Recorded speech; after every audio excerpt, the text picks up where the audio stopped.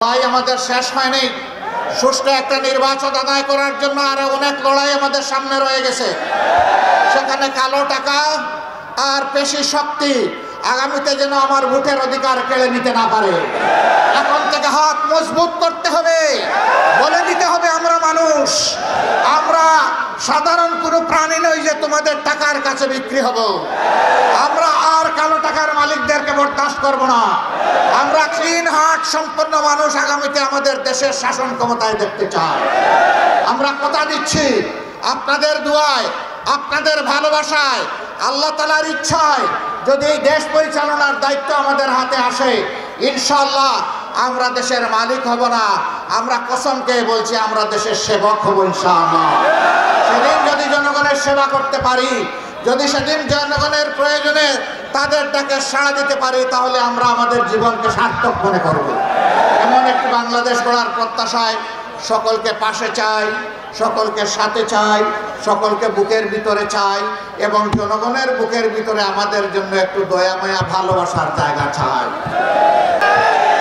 আজকে এইদিকে ফুস করে কালকে ওইদিকে মাথা তুলে, আলহামদুলিল্লাহ ছাত্র জনতার ঐক্য ইতিপূর্বে যতগুলা ষড়যন্ত্র করা হয়েছে সবগুলাকে আল্লাহর রহমত নিয়ে ব্যর্থ করে দিয়েছে। এই জাতীয় ঐক্যবদ্ধভাবে আগামীরও সমস্ত ষড়যন্ত্র ব্যর্থ করবে ইনশাআল্লাহ।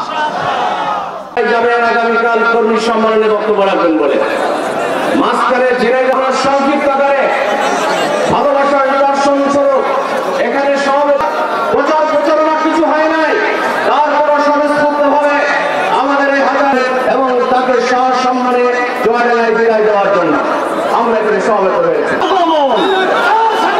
শুভেচ্ছা, স্বাগতম। সম্মানিত আমির জনাব ডাক্তার শফিকুর রহমান মঞ্চে উপবিষ্ট, আসসালামু আলাইকুম ওয়া রাহমাতুল্লাহি ওয়া বারাকাতুহু।